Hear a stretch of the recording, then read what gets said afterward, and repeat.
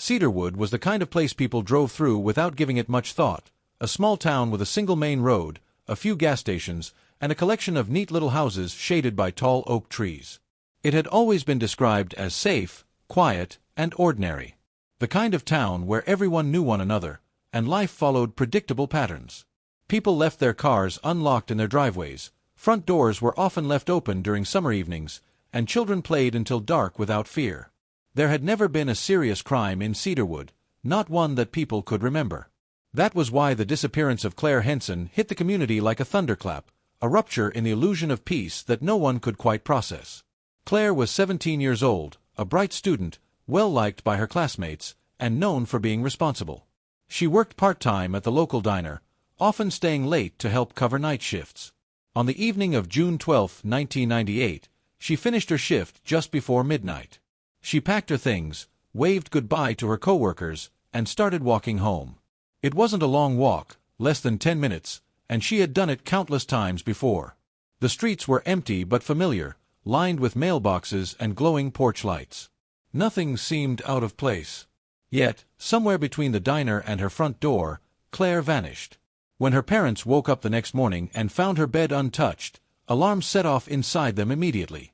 Claire had never stayed out without telling anyone, never missed curfew, and never left her belongings behind. Her purse and schoolbooks were still in her room, neatly stacked on her desk. At first, the local police treated it as a runaway case. Teenagers sometimes acted on impulse, they said, and maybe Claire had decided to leave for reasons unknown. But her family and friends pushed back against that idea. Claire had no reason to run. She was preparing for college applications, had just been accepted to a summer program, and had promised her best friend she would attend a concert later that week. As hours turned into days, the town's sense of calm began to crumble. Flyers with Claire's picture were taped to shop windows, telephone poles, and bulletin boards at the library. Neighbors joined search parties, walking through fields and wooded trails on the outskirts of town. Police organized checkpoints along the highways, stopping cars and asking drivers if they had seen anything unusual. Despite all the efforts, not a single clue surfaced. It was as if Claire had stepped off the earth and disappeared into thin air. By the second week, unease had transformed into fear. Parents stopped letting their children walk to school alone. Porch lights stayed on through the night. Conversations in grocery aisles and church gatherings circled back to the same haunting question: what had happened to Claire? Rumors spread quickly in a small town, and with no answers, people began inventing their own. Some whispered about strangers passing through, while others muttered about secrets hiding in plain sight. For the first time in memory, Cedarwood no longer felt safe. The quiet streets looked different, the shadows seemed heavier, and the community's trust had been broken in a way that could never be repaired.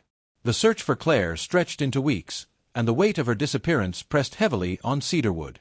The police followed every lead they could find, but most of them led nowhere.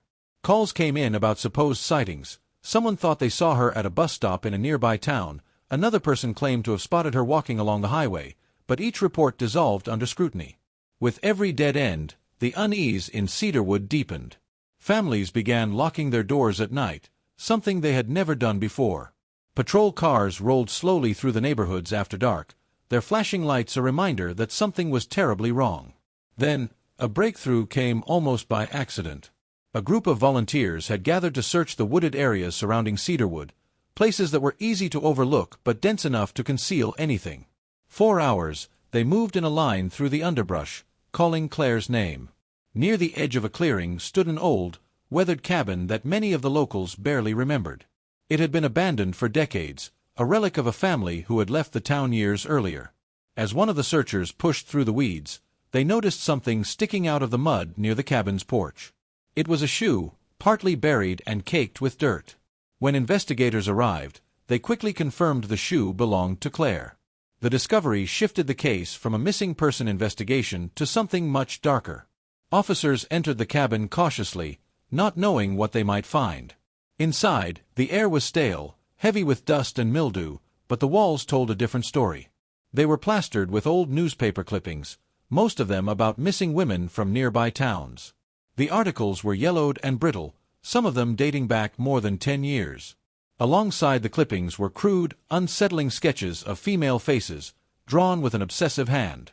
On a wooden table in the corner, police found a stack of cassette tapes, each one neatly labeled with a woman's first name. The tapes immediately raised questions.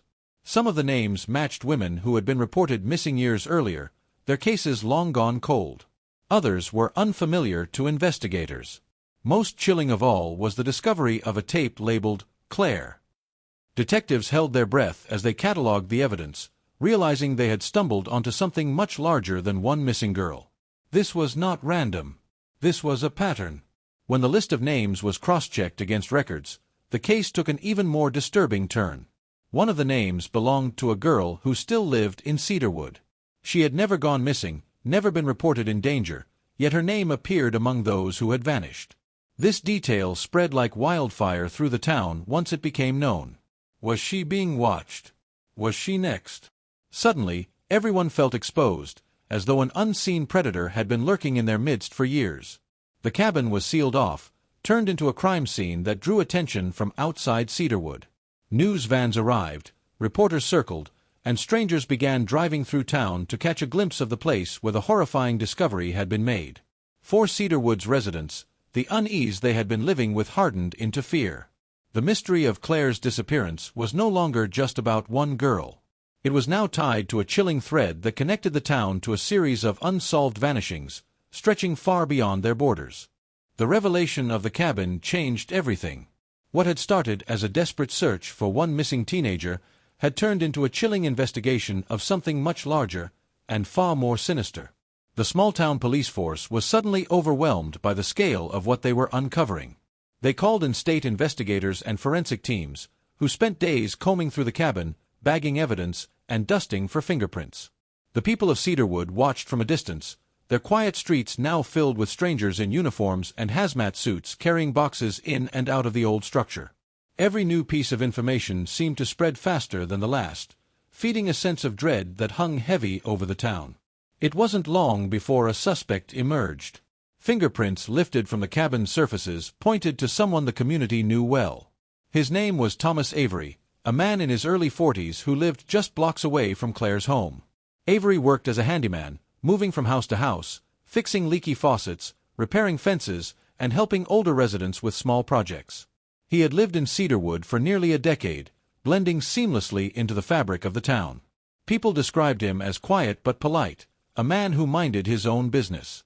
Some even spoke kindly of him, recalling how he had once fixed a roof after a storm for free, or shoveled snow for a widow who lived alone. The idea that he could be connected to something so horrifying was almost impossible for many to accept. Detectives brought Avery in for questioning. He remained calm, answering their questions without hesitation. He admitted that the cabin had once belonged to his late uncle, a reclusive man who had passed away years earlier, but he denied any knowledge of the disturbing items found inside. To the investigators, his demeanor was unsettling. He didn't display fear or confusion at the accusations. Instead, he spoke with a detached calm that made it difficult to read him. He was released while further evidence was collected, but eyes across Cedarwood shifted toward him with suspicion. The turning point came when police executed a search warrant on Avery's home. From the outside, it was unremarkable, a small, weathered house with peeling paint and an overgrown lawn. Inside, however, investigators found something that silenced any lingering doubts. Beneath a rug in the living room was a locked door leading down to a basement. When the officers pried it open, they discovered a collection of personal belongings that made their blood run cold. Lined neatly on shelves were small objects that belonged to the missing women. Bracelets, necklaces, school ID cards, and even pieces of clothing. Each item was carefully labeled and preserved, as if part of a private museum. It was no longer a matter of speculation. Avery was arrested on suspicion of abduction and murder, his quiet life shattered in a single night. The townspeople who had once trusted him stood outside his home in disbelief as officers led him away in handcuffs. The realization sank in that the man who had lived among them, the man who had fixed their homes and shoveled their driveways, had been hiding a darkness so profound that it shook Cedarwood to its core. The arrest of Thomas Avery sent shockwaves through Cedarwood, but the deeper investigators dug, the darker the story became. At first, many in the town clung to the hope that he was nothing more than a disturbed collector of stolen belongings, someone who had broken into homes and taken personal items without committing the horrors suggested by the cabin. That hope was short-lived. When forensic teams analyzed the evidence from Avery's basement, they found traces of DNA on several objects. The samples matched women who had disappeared in nearby counties over the last 15 years.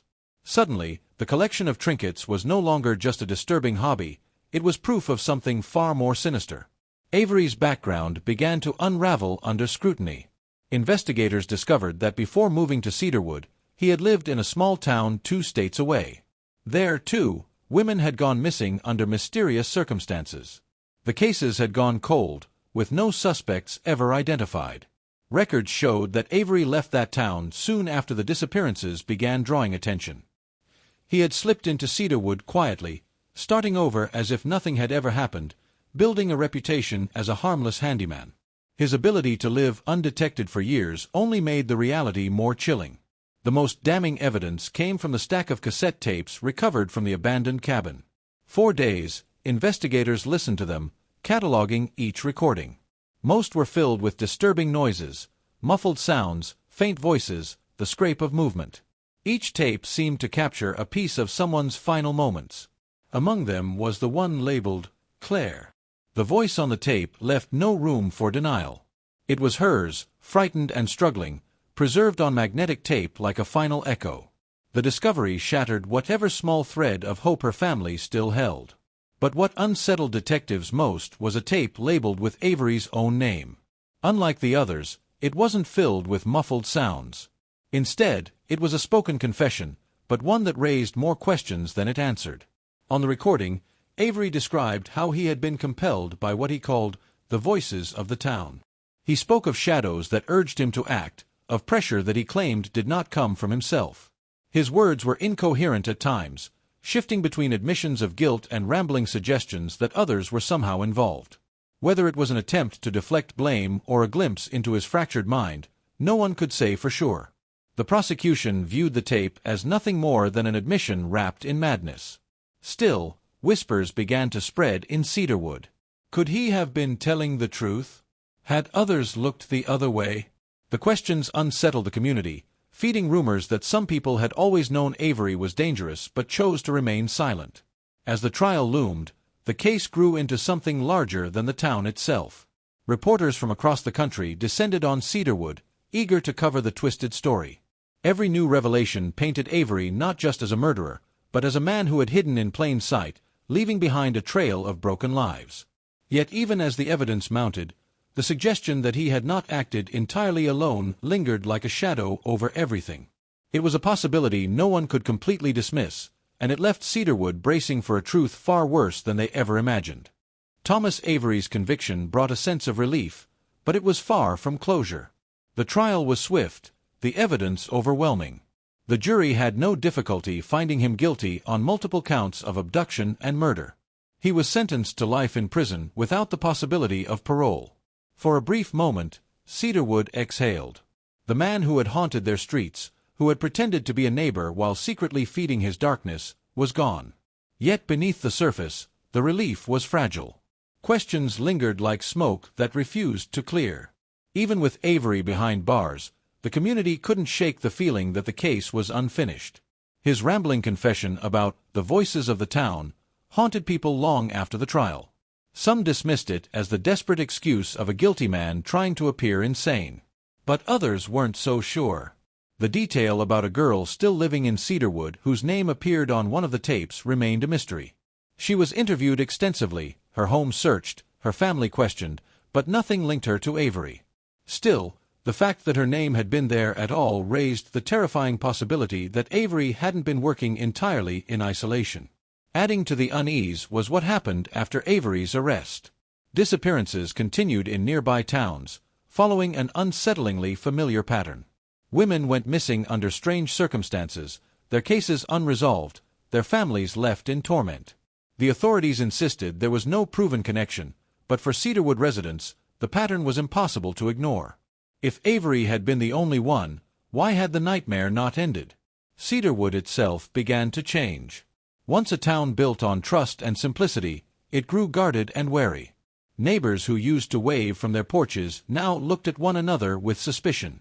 Parents no longer let their children walk home alone, even in broad daylight. Locks were changed, security cameras were installed, and the streets that once seemed safe now felt oppressive. Some families moved away entirely, unwilling to live under the shadow of a story that would never fade. Claire Henson's family never received the closure they hoped for. Her body was never found, despite extensive searches of the woods, rivers, and remote backroads surrounding the town. For them, Avery's conviction was not an ending but another kind of torment. They knew what had happened, but without being able to lay her to rest, the grief never settled. Each anniversary of her disappearance brought renewed pain, a reminder that the most important piece of the puzzle was still missing. In the years that followed, Cedarwood became a place remembered less for its quiet streets and more for the darkness that had been uncovered there. True crime enthusiasts wrote articles about the case, documentaries were filmed, and strangers came through to see the infamous cabin that still stood, though boarded up and hidden behind police tape.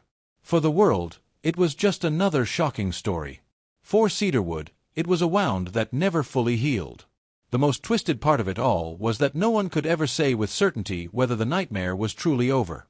Avery was gone, locked away for life, but the echoes of his crimes remained. His tapes, his trophies, his rambling words about others being involved, these things left a shadow that stretched far beyond the prison walls.